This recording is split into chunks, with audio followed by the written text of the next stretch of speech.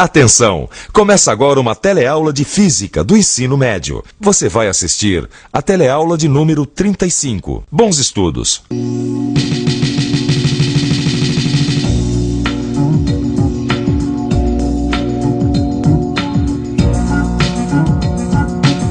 Na teleaula de hoje, você vai acompanhar um debate com a presença de grandes cientistas da história, que vão discutir as suas concepções sobre a luz e a sua natureza.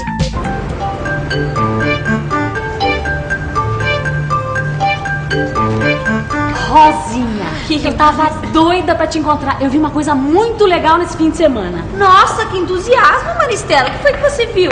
Olha só, lembra daquele meu amigo Ernesto? Então ele fez uma peça de teatro. Era um texto super criativo que tentava descrever a natureza da luz. Nossa, então me conta, porque essa semana eu vou ter um provão justamente sobre ondas e ótica. Escuta, como é que é a peça? Olha só, era a história de um entrevistador que tinha uma nave que podia caminhar através do tempo. Olha só, deste modo, ele pôde reunir vários cientistas num grande debate. Então imagina, grandes homens que morreram há muito tempo atrás, em séculos diferentes, reunidos no mesmo palco. Não, o Ernesto, meu amigo, fez o papel do entrevistador, foi o maior sucesso na escola. Tá bom, então me conta, mas me conta desde o comecinho. Tá bom, olha só, o primeiro entrevistado foi nada mais, nada menos do que Galileu. Uau! Meus amigos, vamos iniciar nesse instante um debate verdadeiramente histórico. E o objetivo dele é procurar entender o que é a luz. Para isso, nós vamos contar com a colaboração de cientistas eminentes de várias épocas que se defrontaram com esse difícil problema. Em primeiro lugar, vamos procurar discutir qual é a velocidade da luz. E em seguida passar para a discussão da natureza da luz e esperamos que essa discussão possa realmente nos trazer a luz. Primeiramente, vamos ouvir o senhor Galileu Galilei, esse genial pioneiro da física e da astronomia modernas, que nasceu na Itália em 1564. Senhor Galileu, o que o senhor tem a nos dizer sobre a velocidade da luz? Antes de tudo, eu queria agradecer o convite para participar do debate. E devo dizer também que eu não fui o primeiro a se preocupar com o assunto. E outros que estão aqui, que vieram em séculos posteriores, poderão dar uma resposta mais positiva do que eu. Mas o que eu fiz foi o seguinte: subi ao topo de um morro durante uma noite e pedi para que meu assistente subisse em outro morro distante.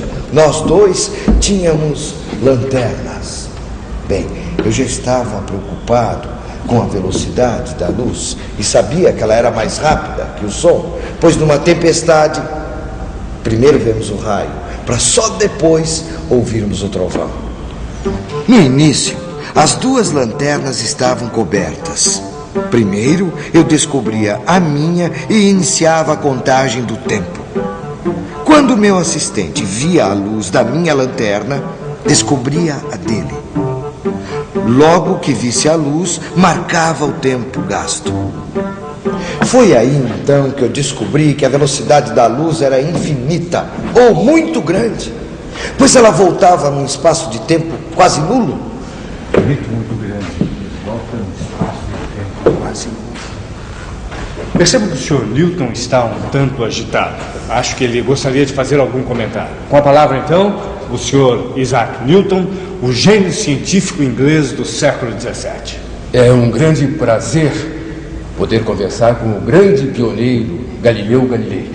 Mas minha primeira pergunta é simples. Como é que o senhor media o tempo? Meu caríssimo Newton, na minha época, os relógios ainda não eram bem desenvolvidos. Mas nós precisávamos de alguma coisa que medisse os intervalos de tempo iguais. Foi aí que eu decidi usar as batidas do meu coração. E ele bateu apenas uma vez, entre a ida e a volta da luz. Agora eu queria propor uma outra questão. Pelos meus cálculos, a velocidade da luz no ar é finita. é muito grande, como o senhor mesmo disse, mas é finita. E eu estou convencido de que a velocidade da luz num meio mais denso, como a água, por exemplo, é maior ainda. A mesma coisa acontece com o som. O som em metais é mais veloz do que no ar. É desse modo que podemos explicar a refração. As partículas da água atraem as da luz que estão numa direção, fazendo com que a direção mude.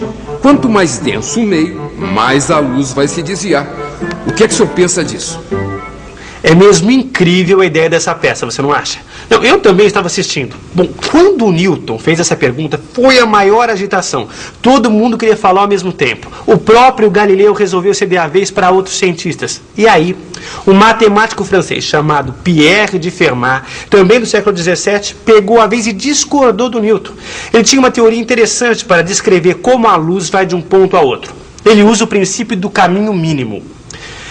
Para exemplificar melhor o que seria isso, ele deu um exemplo bem simples. Imagine um pássaro que esteja sobre um muro numa posição A. Ele quer ir até o chão e voar em seguida para um ponto B, numa árvore. Qual é a trajetória mais curta entre esses dois pontos? Ora, dentre todas as trajetórias que a gente pode escolher, a mais curta vai ser sempre aquela em que os ângulos alfa e beta são iguais. Exatamente como você já viu no caso da reflexão. Para a refração vai acontecer o mesmo, ou seja, a luz anda sempre pelos caminhos mais curtos. Por isso, na opinião de Fermat, nos meios densos a velocidade da luz vai ser menor que no ar. Aí começou uma grande confusão, todo mundo queria falar ao mesmo tempo, Rosinha. Aí o Ernesto, quer dizer, o entrevistador, teve que colocar ordem na casa. O que eu achei mais incrível nessa peça foi a ideia de mostrar o engenho de tantos cientistas para conseguir, através dos tempos, chegar a conclusões de problemas dificílimos de resolver, né? Mas você não viu nada, Rosinha.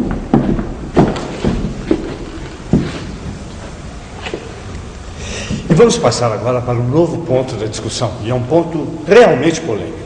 O que é a luz? Qual é a sua natureza? O senhor gostaria de iniciar, Sr. Newton?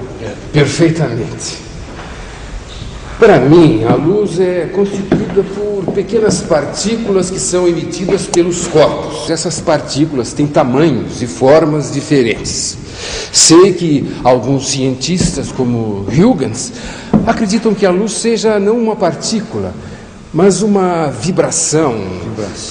É, um fenômeno ondulatório, algo assim como o som. Mas a esses cientistas eu perguntaria o seguinte: se a luz é uma onda, por que ela anda sempre em linha reta e não contorna obstáculos? Ora, meus senhores, as ondas do mar contornam obstáculos, não é verdade? Sim, sim. E a mesma coisa não ocorre com as ondas sonoras. Podemos ouvir o que uma pessoa fala mesmo se entre ela e nós houver um obstáculo. Isso é porque, no caso do som, existe a difração. E, ao que tudo indica, não temos difração no caso da luz.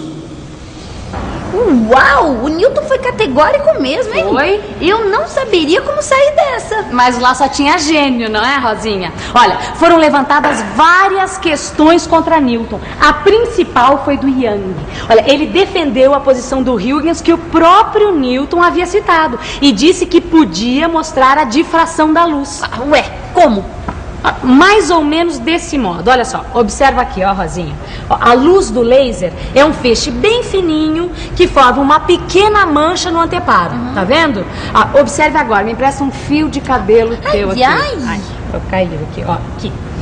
Observe agora, olha. A luz contorna o fio do cabelo e forma uma série de manchas que não apareciam antes. A luz foi desviada pelo fio de cabelo. Ela sofreu uma difração. Ué, mas e agora? Como será que a luz chegará até nós? Chegará em bolas, quer dizer, em partículas? Ou será que ela vem em ondas? É uma perguntinha difícil de responder. Parecia naquele ponto que a discussão estava pendendo mais para o lado do Young. Mas Newton, ainda que soubesse que sua teoria não resolvia essa questão, não estava contente com a ideia de que a luz é uma onda. Contra esse argumento, colocou a seguinte questão: Como é que essa teoria explica o fato de que a luz atravessa certos cristais, chegando até haver uma extinção da intensidade luminosa? Então Young explicou que a sua teoria diferenciava da teoria de Huygens, segundo a qual a luz vibra na mesma direção em que caminha, exatamente como faz o som, como mostra este esquema. Mas acontece que a teoria que Young desenvolveu juntamente com seu amigo físico francês Augustin Fresnel dizia que a luz vibra numa direção perpendicular à que caminha. Com isso, Young explicava o comportamento da luz nos cristais.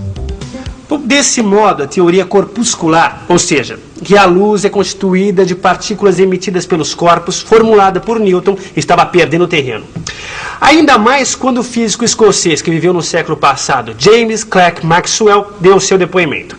Estudando as ondas eletromagnéticas, ele descobriu que a velocidade delas era igual à velocidade da luz e concluiu que a luz é uma onda eletromagnética, como as ondas do rádio. E como essas ondas também vibram perpendicularmente à direção em que se propagam. Ele teve que fechar com Young. Mas quando parecia que a opinião de que a luz é uma onda era uma verdade absoluta, surgiu o gênio da relatividade. Viaja no espaço. Acaba de chegar para o nosso debate o físico Albert Einstein, famoso pela sua teoria da relatividade. Gostaria de me desculpar pelo atraso, mas não pude resistir ao chegar a esse futuro à tentação de ver os progressos produzidos do meu tempo para cá. Acabei vendo parte do debate pela televisão e gostaria de dar o meu depoimento. Bem, era conhecido o fato de que quando a luz incide sobre determinados metais, ela é capaz de arrancar elétrons dos mesmos. A este fenômeno damos o nome de efeito fotoelétrico. Efeito fotoelétrico. Exatamente. Mas o que me intrigava era que a energia com a qual os elétrons saíam não dependia da quantidade de luz que incidia sobre a placa. Por exemplo, uma luz vermelha muito forte poderia não conseguir arrancar os elétrons, enquanto que uma luz violeta de baixa intensidade conseguia. Então concluí que o ponto crucial era o comprimento da onda. Aí utilizei um raciocínio que um outro físico chamado Planck já tinha usado. Esse raciocínio dizia respeito ao fato da energia aparecer em quantidades que são sempre um múltiplo de uma certa quantidade muito pequena. Poderíamos dizer pacotinhos de energia. Então usei esse raciocínio para o efeito fotoelétrico e resolvi o problema. Descobri que a energia luminosa vem sempre em pequenas porções, em pequenos pacotes que são chamados de quantum de energia. E quem carrega essa energia é uma partícula. E essa partícula nós chamamos de fóton.